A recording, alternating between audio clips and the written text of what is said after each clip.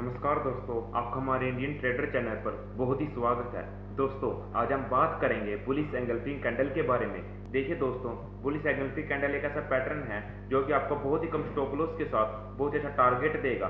लेकिन इसके लिए आपको सबसे पहले सीखना होगा, लर्निंग करनी होगी कि हम इसको कहाँ पर फॉलो करेंगे, कहाँ पर नहीं फॉलो करेंगे। देखिए दोस्तों, अगर आप इसको सारी जगह फॉलो करोगे, हर सेटअप पर फॉलो करोगे, तो आप अच्छे ट्रेडर नहीं कर पाओगे, आप अच्छे ट्रेड नहीं ले पाओगे। लेकिन अगर आप इसको कोई एक जगह पर, अगर एक सेटअप पर फॉलो करोगे, तब आप बहुत अच्छे ट्रेड ले पाओगे।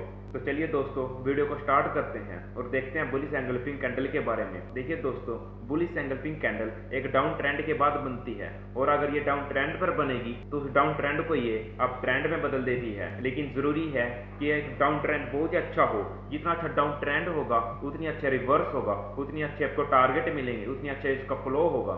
तो देखिए दोस्तों, एक डाउन ट्रेंड के बाद बनेगी। देखिए दोस्तों, जैसे ये डाउन ट्रेंड आ रहा है, इसमें एक रेड कैंडल बनेगी और उससे बाद एक बड़ी कैंडल बनेगी जो कि ग्रीन होगी, और ये होना जरूरी है। पहली कैंडल छोटी होगी और वो रेड कैंडल होगी, और दूसरी कैंडल ग्रीन होगी और वो बड़ी होगी। यानी कि ग्रीन कैंडल रेड कैंडल को पूरी तरह से एंगल्फ कर चुकी होगी, पूरी तरह से खा चुकी होगी। यानी कि ग्रीन कैंडल है जो, वो बड़ी होगी साइज में भी और बिग में भी, और जो ग्रीन कैंडल है ये पूरी तरह से इस कैंडल में समा चुकी होगी। यानी कि अगर कोई बंदा यहाँ पर खड़ा होगा तो वो ग्रीन कैंडल को देखेगा, उसको रेड कैंडल बिल्कुल भी नजर नहीं आएगी, उसको ग्रीन कैंडल सिर्फ नजर आएगी। बस ये होना चाहिए कि इस पूरी कैंडल के बाद इसकी विग भी इसी में आती है। यानी कि इस पूरी कैंडल में ये कैंडल पूरी तरह से समा चुकी होगी, चाहे इसकी विग बड़ी हो, चाहे इसकी विग भी ना हो, चाहे इसकी विग हो, चाहे बॉडी हो, कुछ भी हो। यानी कि इस कैंडल के अंदर आनी चाहिए वो पूरी, तभी हम इसको फॉलो करेंगे। और इस ग्रीन कैंडल का सबसे लोएस्ट पॉइंट, इस डाउन ट्रेंड का सबसे लोएस्ट पॉइंट होना चाहिए और अनब्रेकेबल होना चाहिए, तभी हम इसको फॉलो करेंगे। यानी कि इस डाउन ट्रेंड का सबसे लोएस्ट पॉइंट इस ग्रीन कैंडल का लो होना चाहिए, और यही हमारा स्टॉप लॉस होगा। और एंट्री हम कहां पर लेंगे?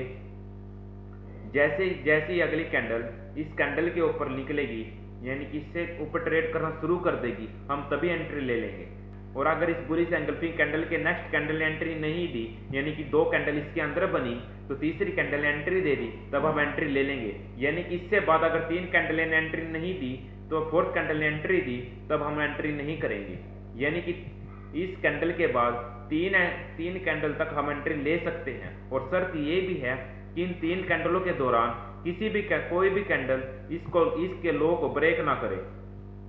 अगर इसका लो ब्रेक कर दिए इन तीन कैंडलों के अंदर तब हम एंट्री नहीं करेंगे। यानी कि इसका लो ब्रेक नहीं होना चाहिए, इसका लो सबसे इंपॉर्टेंट है। ये तो होगी बात। अब इसके टारगेट की बात करते हैं। इसका फर्स्ट टारगेट हम पकड़ते हैं 50%, यानी कि 0.5%, क्योंकि ये कैंडल बहुत ही पावरफुल कैंडल होती है, और एक फ्लो के अंदर ही आपको 50% टारगेट आसानी से दे देगी, जिसकी आप अपेक्षा भी नहीं कर सकते। और उसका 77% दूसरा टारगेट होगा, और तीसरा टारगेट जहां से ये आ रही है वही होगा।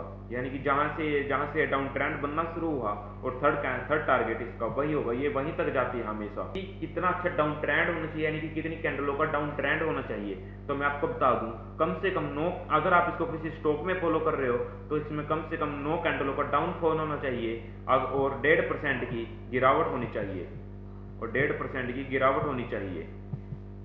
और अगर आप इसको किसी बैंक निफ्टी में या निफ्टी में किसी ऑप्शन में कर रहे हो, तो इसके कैंडलों का इतना ही फ्लो होना चाहिए, 9 कैंडलों का फ्लो होना चाहिए, और 150 पॉइंट की गिरावट होनी चाहिए, कम से कम 150 पॉइंट की। और इससे ज़्यादा हो तो आपके लिए बहुत ही अच्छा, बेहतर, उतनी अच्छे फ्लो के साथ ये ऊपर जाएगी, कन्वर्ट होगी आप ट्रेंड में।